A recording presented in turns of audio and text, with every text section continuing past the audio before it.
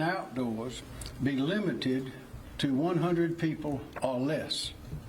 This does not include state or local government meetings or businesses or employers. Also, all local and municipal elections shall be postponed and rescheduled after May the 1st. Candidates, however, filing for state, local, and federal offices shall continue as currently scheduled. County elections offices shall continue to operate as normal. Yesterday, I requested that all utilities in South Carolina not suspend or disconnect any essential services for non-payment for the duration of the current state of emergency. I repeat that request today. I have granted state agency leaders the maximum flexibility to protect their older or at-risk employees by allowing them to work from home. Additionally, all non-essential work-related travel by state employees is now prohibited.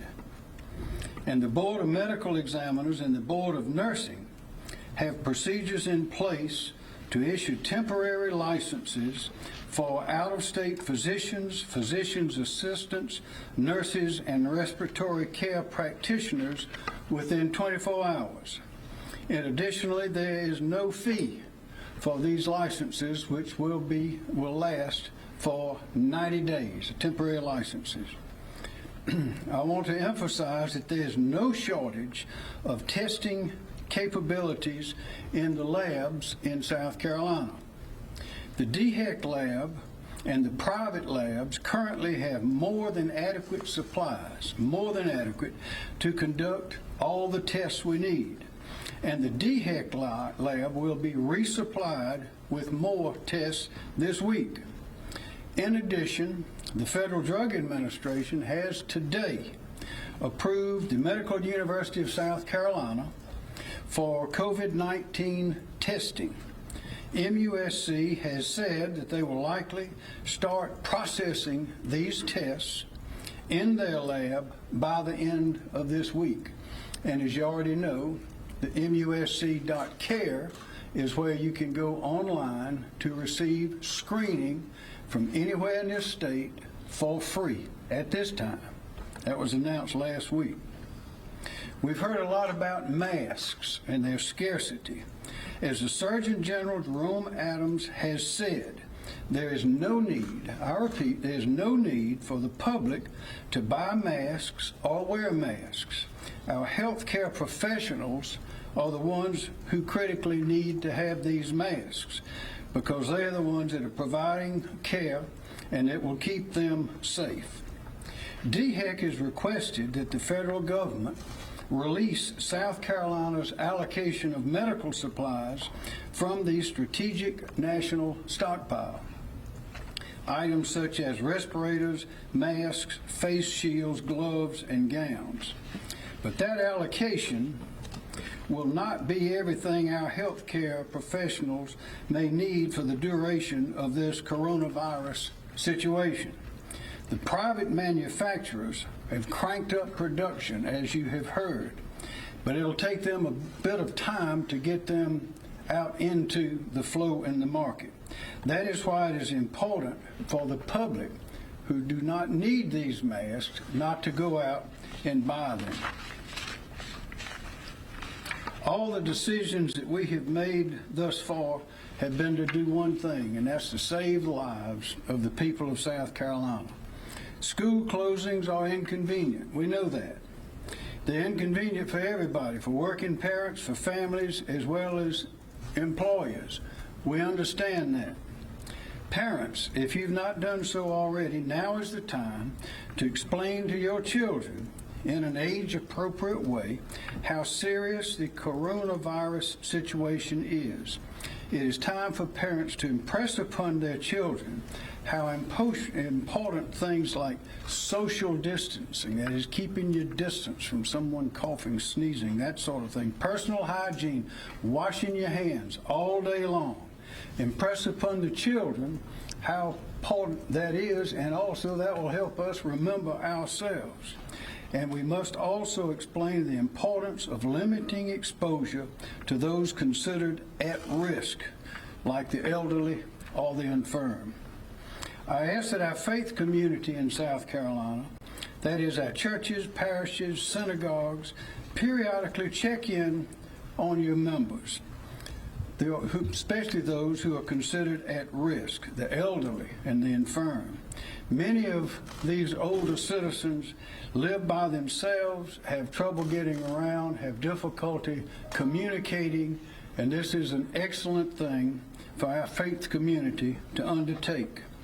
I'll say finally, we are going to get through this, and we're going to get through this, as we've gotten through other things, by remaining calm, using common sense, being deliberate, treating everyone like a neighbor, and demonstrating courtesy and compassion towards each other.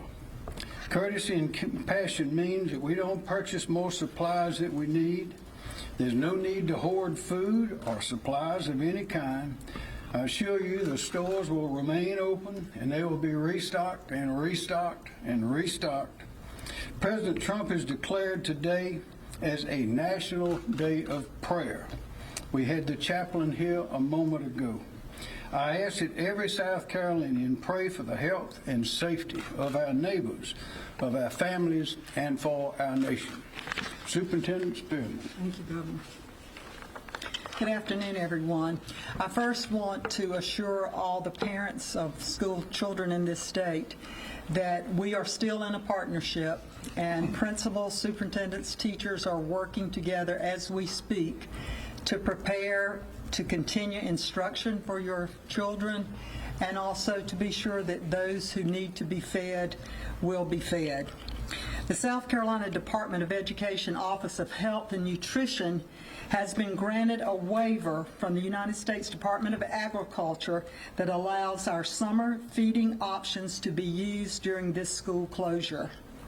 We have also received a waiver for flexibility so that meals can be the grab and go type. We'll either have you come by and pick up the meals, or we'll be delivering those to you on our school buses. These waivers will allow communities to provide 2 nutritious meals to students who may not have access to them outside of the school day. Applications to begin that service are already being screened by our office and will be received promptly in the morning. Our transportation office is in talks with service providers to equip some 3,000 school buses that we have the hardware to deliver Wi-Fi. We're asking our service providers to work with us so that these buses could be used in remote areas so that folks could come to those buses throughout the day if they do not have Wi-Fi access. We're also encouraging districts to utilize our state fleet of about 6,000 buses to drop off instructional materials to students along bus routes if they're unable to come to school and for the pickup. Our state and federal accountability. We will seek authority from the General Assembly and the State Board of Education to waive any statutory requirement and regulation as they relate to emergency needs. I also want to announce, and I have the support of Governor McMaster, that I will be seeking a waiver from the United States Department of Education to suspend federally required student assessments that are traditionally administered during the spring. There's no need for our teachers and our students to have this anxiety of what's going to happen on testing, so we are going to ask to suspend those tests this year. We've asked school districts to submit 10-day instructional plans to our agency for review. Schools will be asked to implement these plans during closures. Additionally, I have been in discussion with Anthony Paget, the president of SCETV. His staff and our folks are working together to reschedule the ETV programming that is delivered on their regular TV station. As you know, those have different channels that children view inside their school, but those channels are not available at home. So we will be making an announcement tomorrow about how that scheduling will be, and any child can access that on their own TV at home. We are also working to supplement instructional availability. The State Department runs Virtual SC. This is already a program that some 34,000 students across our state access for free each day, whether they're public school, private school, or homeschool students. We will be posting additional information and seeking additional licensures so that more students can take advantage of this wonderful opportunity. We're working hard together. I want to thank again all of the school administrators, teachers who have been working to prepare for this moment, and we believe that we have made the decision at the right time. Thank you, sir. Thank you. Dr. Linda Bell, Department of Health and Environmental Control. Good afternoon. As an update, DHEC is investigating 9 new possible cases of COVID-19 novel coronavirus, including 3 from Kershaw County, 3 from Horry County, 2 from Anderson County, and 1 from Greenville County. One of the cases from Kershaw County was an employee of a child care facility. The person was not ill while they were at work. We have notified the facility. However, we do not consider the staff and children of the child care facility at risk from exposure in that center. The center is also following the governor's closure of schools in Kershaw and Lancaster County and is currently not open.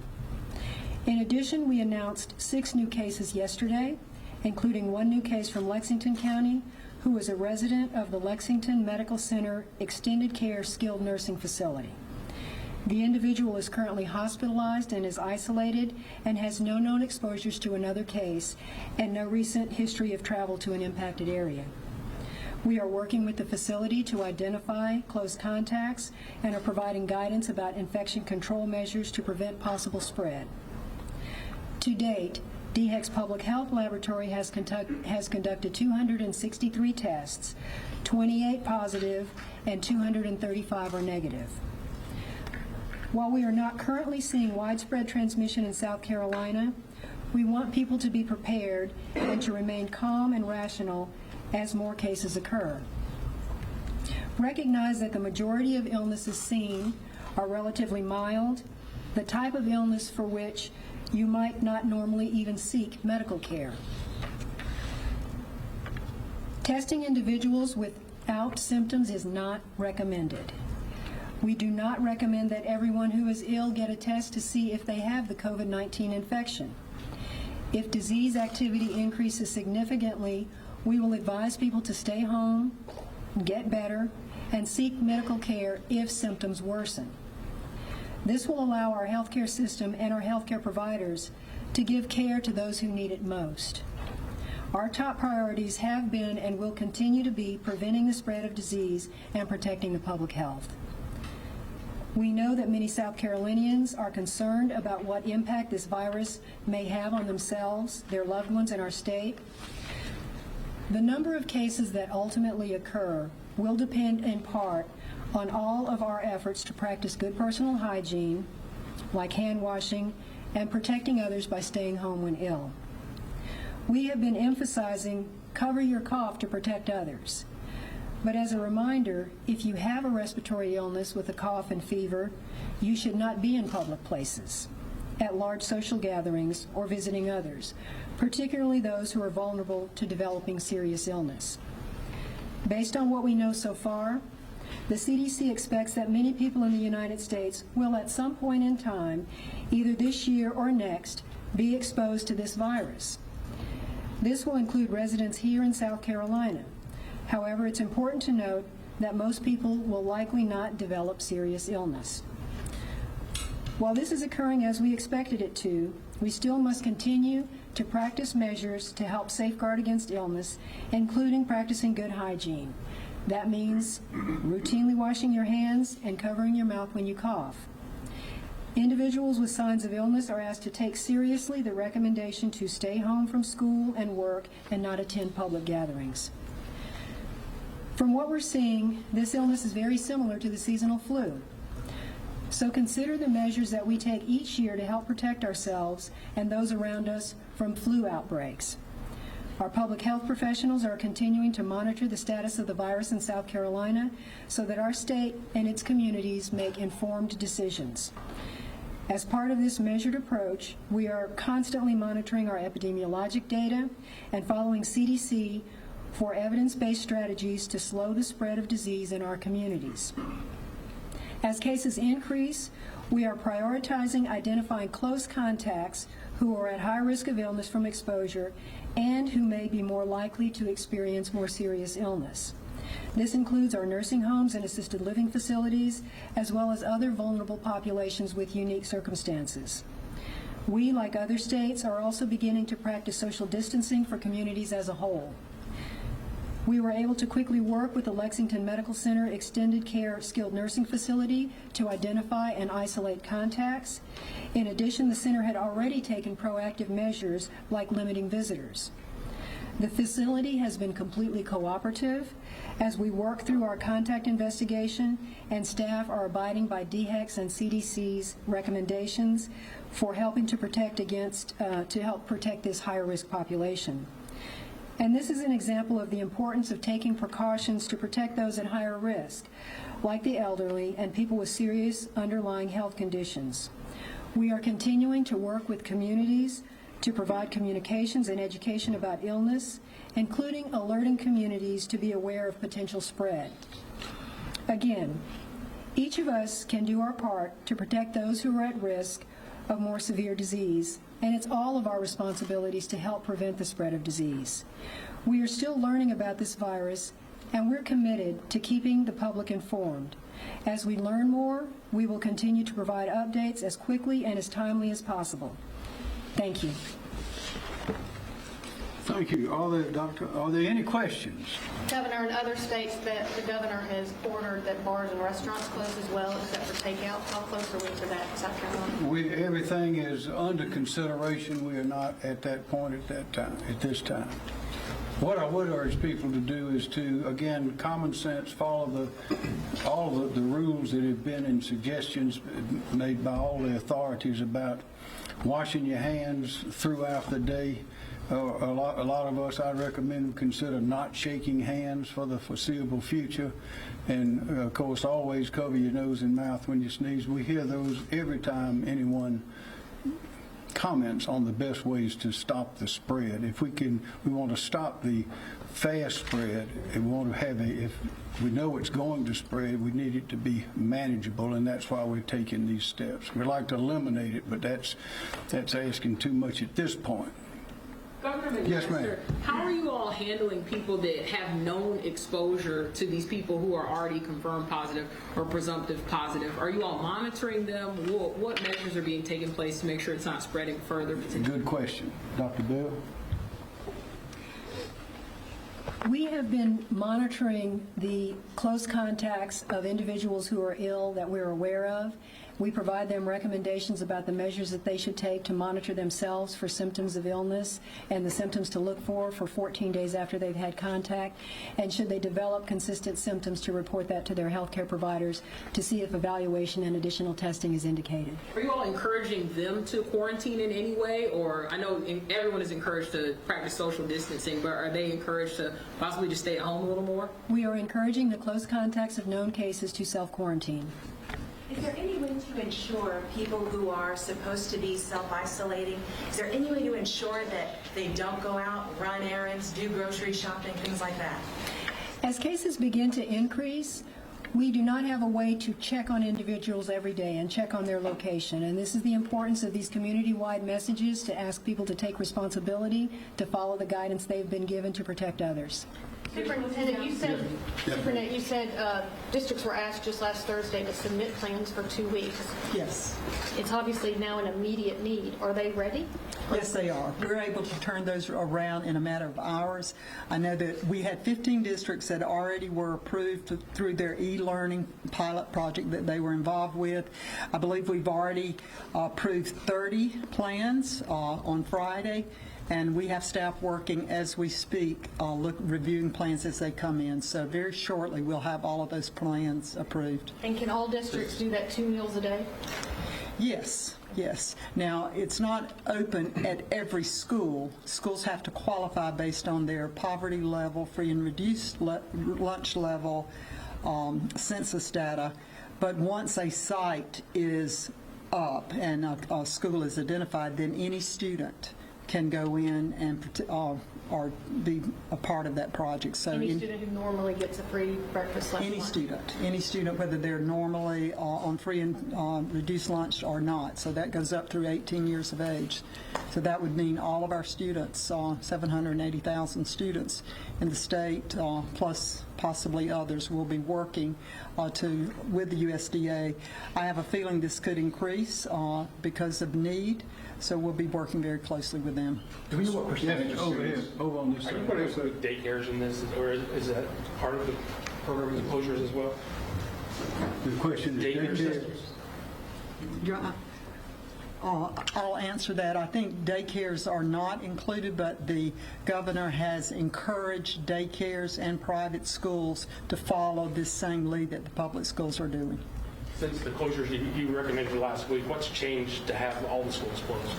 I think what's changed is the data that we've been receiving from DHEC as the numbers increase. We worked as hard as we could because we know the burden that this is putting on our working families, and we need families to be able to work and continue on their lives. So we tried as hard as we could to make the right decision for South Carolina, but that moment has come where we need to close all schools. Superintendent, now that you guys are closing schools, will you all extend a little bit into the summer to make up for these days? We're not sure yet. All those questions remain to be seen. We've got a lot of those type questions about graduation requirements, student teachers. There are lots of issues now that are coming up, but we have been given that authority to make flexibility and change those as needed. We'll just have to wait and see how long this goes. Some of the teachers are concerned about their pay.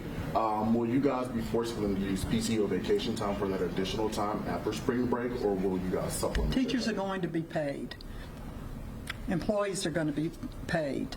We'll be working with them. Again, the question of how the school year is going to run, if we make up days, that's just, we will meet that, and we will be very generous and liberal in answering those needs when they come up. But right now, we just need to really see how long this is going to last. But I want to assure that teachers will be paid. Bus drivers, cafeteria workers, those folks will be covered. Their districts are going to do everything they possibly can, and we actually need some of them. I will say the district officials, and that is generally the superintendent, will have the ability to call in essential personnel. The executive order states that. So some folks will be continuing to work, adults at the building, and that will be at the discretion of the superintendent. Governor, what about, There's one over there. You can go ahead. Okay? Governor, what about public libraries? Since a lot of kids will be going there or would be tempted to go there to access computers, will they remain open? Public libraries, yes. Spring break, is that going to help with the closures? Yes. Yes, sir. I'll be glad to. A lot of our districts have spring break starting 1st of April. I'm sure they're going to be using those. All of that is just possibilities. We'll see how long this closure will need to be, and if spring break, that would work out very well for those districts to use the spring break. Can teachers go tonight or tomorrow into the schools to get any supplies they might need or anything like that? Yes, they may. Teachers may go to the building. They'll need to work with their local superintendent and their principal. What are parents expected to do right now? Have you all made any encouragement to employers to work with them if they have young children? Yes, we have. For state employees, we have required and encouraged the agencies to do as much as they can to see that those who are at risk or for various reasons need to be out of the office work from home as often as possible. And that's the kind of flexibility we would encourage the private businesses and industries to do as well, if possible. Do that, because with the technology today, there are a lot of things that can be done in that way. Yes, sir. You mentioned no crowds of more than 100. Is that a mandate, or is that just a suggestion right now? That is a recommendation and a very strong suggestion at this point. But as y'all know, this is a fluid situation. This is something we have not seen before. Nobody in the country has seen it before. So there will be changes and adjustments as we go forward. Are hospitals finding themselves overwhelmed with this? Not at this time, but that's what we're trying to avoid by having people go to that website, to musc.care, to be screened if they think that they may have the virus, and then to proceed to a doctor if it indicates that they may have it. You heard the numbers of those who have been tested after they have been screened, and it's a small percentage that have actually had the virus. But by doing that out of the hospitals and out of the emergency rooms, we're able to take the pressure off the hospital so that they can continue to give the intensive care and the round-the-clock care to those that need it. That is the whole purpose of that, and that's the good news. We now have these labs. MUSC was very quickly authorized to be a testing lab along with DHEC and the other private ones in the state. Dr. Bell, if you could address, children seem to be the least susceptible to actually getting sick. Why is it important in preventing the spread that we close all the schools? Or has the information changed on children? No, the information hasn't changed on children, but in certain congregate settings, diseases can spread more rapidly, and so that is one of the social distancing measures. And in other special facilities like correctional facilities, nursing home facilities, things like military barracks, where there are congregate settings where individuals may spend a long period of time together, there's an increased chance for disease spread. Dr. Bell, what about pregnant women? Are they higher risk, or are they encouraged to stay at home and possibly self-quarantine, or is that not as much a worry? I would say that any pregnant woman is not at any increased risk for being exposed, but that might be considered as a special medical condition, and any pregnant woman wouldn't want to have an illness during her pregnancy, so they should especially consider special measures to avoid exposure. And on that is one of the categories listed among others of the state employees that we are urging to work from home, pregnant women. Governor, I have a question. If we've only tested 268 people, do you feel like that's a low number? And if so, why are more people not being tested? It's lower than some other states. It may be higher than some others, but those are the ones that have been indicated by the screening. And as we have stated very often, we are working according to the science and to the professionals, and all those who have been screened that indicate they should be tested have been to date. And moving forward, are doctors going to be able to make their own judgment calls as far as if they can test? I'm sorry, say again? Moving forward, are doctors going to still have to consult on a patient-by-patient basis with the CDC, or are they going to be able to make their own judgment calls as far as if they need to test or not? The doctors no longer have to get approval from DHEC to be tested in the DHEC lab, and they've always been able to get testing through the private labs at their discretion. Governor, are you suggesting that the Senate should not have normal operations this week? Obviously, you want them to pass the bill regarding the $45 million, but they're, at this point... We want them to pass a lot of things, but that will be up to the Senate leadership to make that decision as to how and when they will work. What we want them to do is get it done for the people of the state.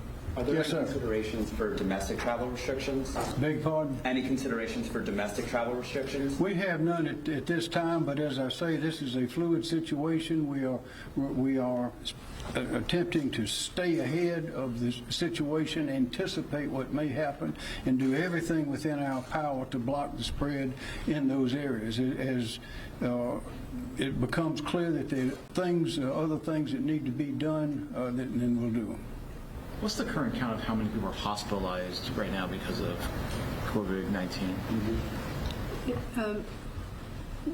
DHEC requires providers and labs to report cases to us, but we're not responsible for following their outcome. Deaths are not reportable, their remaining status, so we don't follow the course of each individual, and we'll not know how many end up being hospitalized, being released, or remaining in the hospital. Does that include their conditions right now? Do we know if any of them are doing poorly or not on the upswing? We don't follow the conditions of individuals, and that if you were to contact a hospital and ask for that information directly, that would be protected information. Hospitals are not allowed to release the information about an individual's condition without their approval. Wait, so does that mean that there could be deaths in South Carolina, we just don't know it? Well, it's extremely unlikely that there would be a death in South Carolina that we didn't know about, but we do not require the report of deaths. We believe that if a death occurred, that we would learn about it. How many ventilators and negative pressure rooms are available in South Carolina? Our health regulations keeps that information about bed counts and about hospital supplies, so that information is available, and but not from me. We've been hearing from some folks that they've been approved to take the coronavirus test, but they find out the total is about, I think, $200. Is the test free, or will it cost some folks some money? It's free. The test is free, but the cost of a healthcare visit or an evaluation, if you go in to see the doctor, may be expected to be the same. So it's not necessarily the cost of the test that we may be hearing about. Any more questions? Yeah, for people who are showing symptoms but haven't traveled internationally or come in contact with a person with the coronavirus, will the DHEC or CDC guideline regarding exposure sort of be changing now at all? What they should do is go online and to musc.care or others that are becoming available and determine what the next step should be, and if necessary, go see the doctor. And just to clarify, how would we learn about a death related to coronavirus? You got the right answer. Yes, sir. We are requiring that death certificates that be issued specify COVID-19, so we would learn through the death certificates. Did you hear that? Okay. As far as the test kits, what's the capacity for how many tests you guys can conduct daily? Like, what's the number or range on that? Go ahead. Sure. It's not through the testing that we provide in the DHEC laboratory. We can do up to as many as 300 to 400 a day, and we haven't come anywhere close to that yet. Could you all go over again how families with no Wi-Fi could get connection to the buses, things like that? Sure. Those plans are being finalized. We'll be working with school districts tomorrow, and they'll have announcements on their individual school websites, as we will also try and connect those to our website as well. So there's a lot of work still to be done. I know Kershaw County is already showing where they're feeding sites and where they're delivering food. You'll be seeing that posted overnight, possibly, and in the morning for other school districts. Like school proms, big events for students, how are you all handling that? Well, that's left up to the individual schools, but unfortunately, it's not, it appears it's going to be a very disruptive year for juniors and seniors particularly. So we'll just face that as we get a little closer to that season, but right now, any type of activity is canceled. If people are out of work because of this, or even because they must stay home with their kids, how does that affect unemployment benefits? Can they apply for unemployment benefits if they have to stay home for these 2 weeks? Yes, there are ways to apply, but we have the unemployment insurance has a formula that should and will take this type of a unemployment into consideration, but also the administration, the Trump administration, is making plans to provide funds to compensate or help relieve this burden to some extent. We don't have the details on that, but we are confident that there are measures being considered and some will be taken. Governor, we've mandated the closure of schools right now. How close are we to saying, hey, we just need everybody to kind of shut down unless you're essential employees to keeping things running? At what point are we going to get there? Well, those are all of those things. Of course, that's what they're doing in some of the other countries that were not as prepared as we are. We had the good fortune of seeing what happened overseas before it came here. But that would be the worst case scenario, and as has been explained and amplified on television with the experts working in Washington and other places, is our task is to try to, as they say, flatten the curve of this thing. That is to anticipate what we're going to need in order to keep the contagion down, and we know how to do it, and if we all do the things that have been recommended, we ought to be able to do that without ever having to reach the point that you just described. Does On that note, CDC still though- need to approve tests, or can DHEC approve cases? Say what? Does CDC still need to approve tests, No. or can DHEC take it from? There's no more No. presumptive positive. That's right. Parents may be tempted to send their kids to the movies or the mall or something like that to occupy their time. What would your suggestion be for? I would say use your common sense, be very careful, because we know that the virus is spread by contact. It could be picked up off of a surface or from someone else's hand. We know it's produced by coughing and sneezing, and we just have to be very careful. And if you think about it, you find yourself touching things all day long that could lead to the infection. That's why we have to continuously wash your hands. Soap and water is the best protection, and that's at everybody's disposal. Best protection is soap and water. It sounds so easy, but it's hard to do that in a mobile population, a multifaceted population like we have.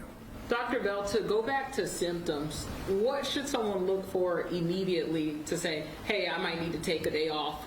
This isn't seeming quite like a normal common cold. What's the difference there? I know you said it's very similar, but what's the difference that people should look for? I say the main symptom is actually fever, because the rest of these symptoms are nonspecific and can represent an allergy or something like that. So we say it's not cough or shortness of breath or fever. It is cough and shortness of breath and fever.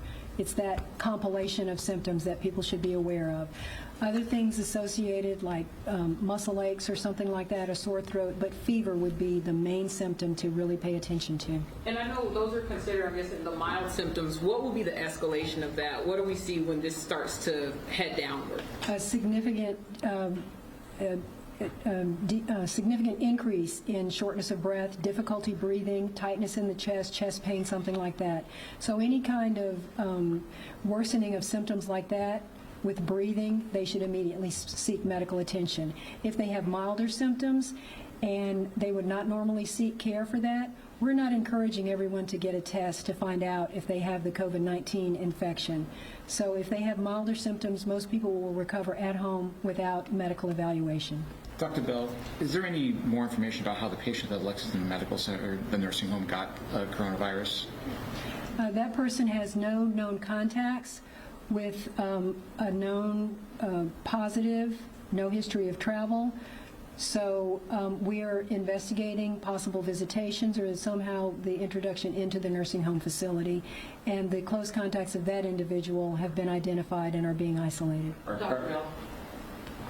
Dr. Bell, what makes this so much more concerning than the regular flu? Well, the regular flu, there is a vaccine, and so the number of people in the population who are susceptible to flu is dramatically reduced by the vaccine, and that's why we strongly encourage that every single year. And if there's not a vaccine available, we're more likely to see a much larger number of cases because there is no other protection except for the social distancing measures. And so this is a very good example of why we strongly encourage the flu vaccine and other vaccines every single year to prevent disease outbreaks like this. When a protective measure like that is available, it is critical to take advantage of that. If we don't have a vaccine, then we expect to see larger number of cases.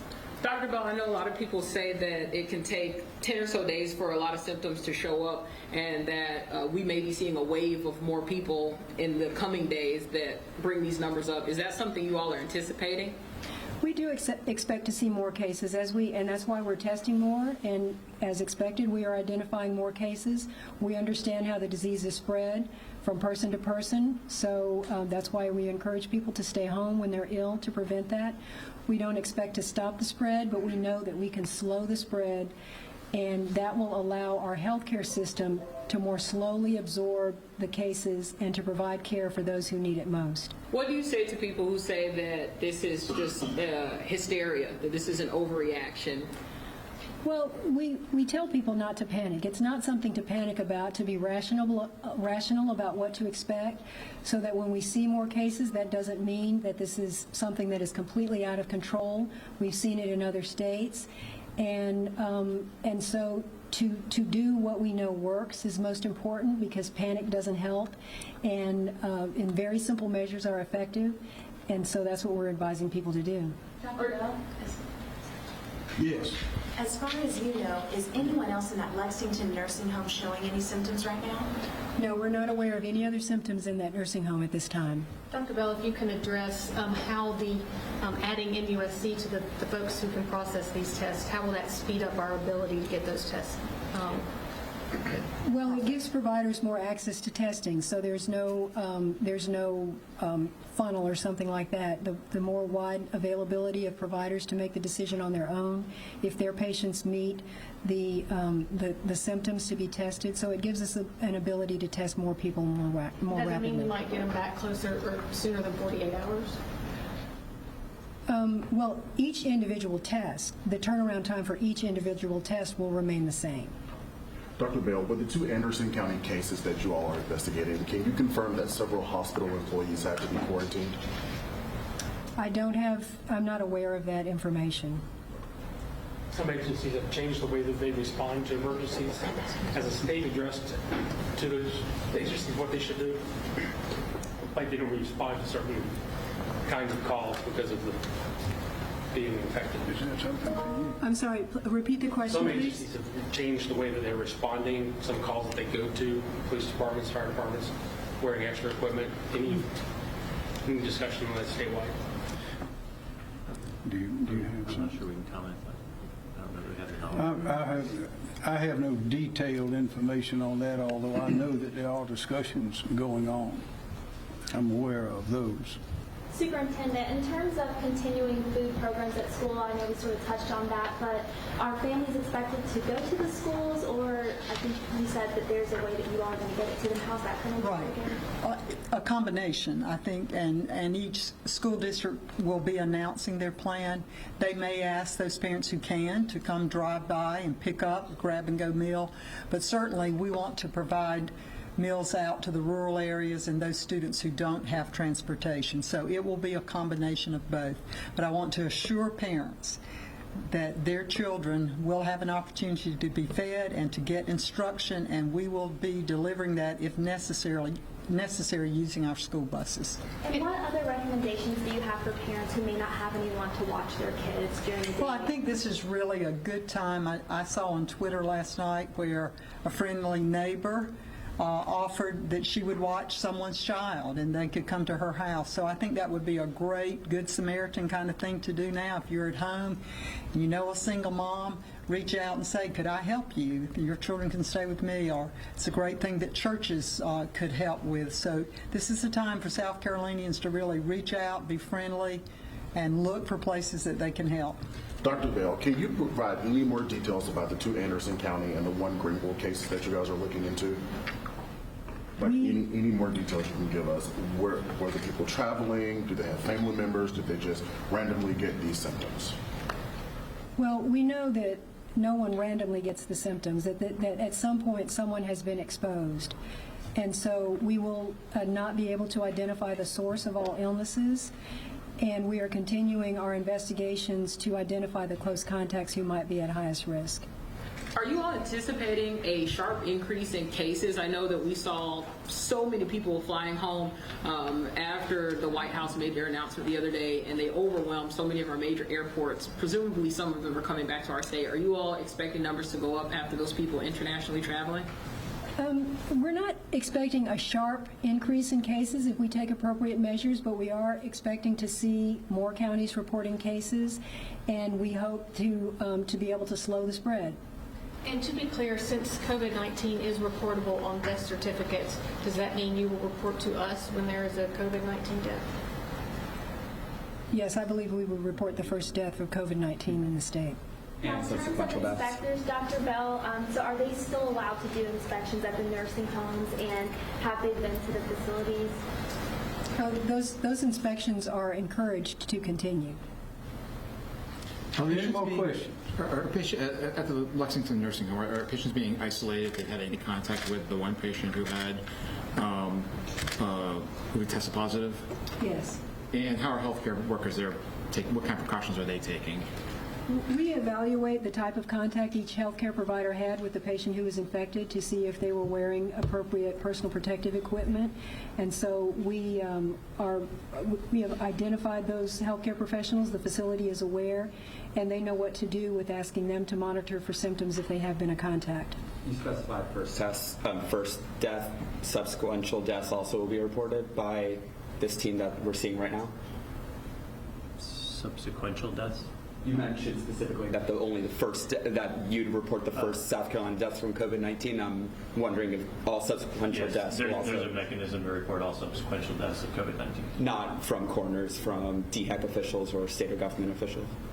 I'm sure we'll become aware of those and track those, and we'll figure out how the best way to share those in the future.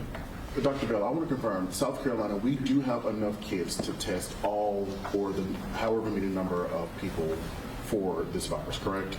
We are not having any shortage of the availability of testing in South Carolina. However, in other jurisdictions where they're testing a lot of people, there are some shortages. And for that reason, so that South Carolina can best be prepared, we are strongly advising the appropriateness of testing so that we don't get into a situation where we do experience shortages. Two more questions in there. Dr. Bell, a lot of churches didn't have church services today, but a lot of them still did. Do we have information that any of these cases so far identified came from a church or a social circle within a church? We don't have any evidence to suggest that because we have a way of mapping cases based on their onsets of illness. And so if there is an exposure in a setting like a church, we would call that a common source exposure. And we would see a large spike in cases at one point in time. And so what we do know is that we're seeing person-to-person transmission because there is a slow staggering of the onsets of illness. And that is different from a point source exposure that could have occurred in a church. So we know that what we're seeing is person-to-person transmission and not a common source exposure. Dr. Bell, if someone had close contact, unprotected, with someone who's now tested positive, how long does it take and how do you all go about tracking the people that they had close contact with? How long does it take to reach out to those people if they went to a buffet, or how does that process work? Well, the incubation period for the illness, the maximum incubation period that we know about is about 14 days. So we prioritize the close contacts of individuals and tell them to monitor for symptoms for 14 days. In large group settings, we do not consider all those individuals to be close contacts, to be at risk. So that's why we give general community measures to avoid large gatherings, but we don't attempt to identify everyone who visited a buffet or something like that, because there's nothing additional for those individuals to do if they've been in a setting where a case has been beyond what we've already recommended. And therefore, we don't say, if you are at the buffet, then you should do this, because there's nothing different for them to do. Dr. Bell, what are the specifics of these kits? Is there a certain thing that has to be in it for the testing? So this terminology, the difference between a kit and a test, is creating a lot of confusion. A test is what is performed on an individual. They submit a sample and they get a specific test result, like you might get that you have a positive flu test or you have another positive test. A kit refers to what a laboratory has that can perform hundreds or thousands of tests. The kit contains the chemical reagents to detect the virus. So the kit exists in the laboratory and the tests are performed in a healthcare setting. So that a sample is drawn from a patient and that we consider that a test. That sample is submitted to a lab and they use a kit to run batches of hundreds of tests at a time to report the test results back to the providers. Okay, so are there enough kits in South Carolina? Yes. Okay. Are schools being disinfected during the closures? Yes. Deep cleaning is a plan for schools to use during this time that schools are closed. And will teachers and other staff continue to be paid during the school closure? Absolutely. Teachers will be paid. Okay, y'all, thank you very much. One thing I would like to say to all the people of South Carolina, as you can tell, your representatives and public servants in government are working hard in what we call Team South Carolina. It is a great professional team, but the things that we are doing would not be possible. The successes and the precautions that we're implementing would not be possible without the great people of South Carolina who are volunteering, who are being good neighbors, and are taking care of the people of our state. So we thank them and thank you very much.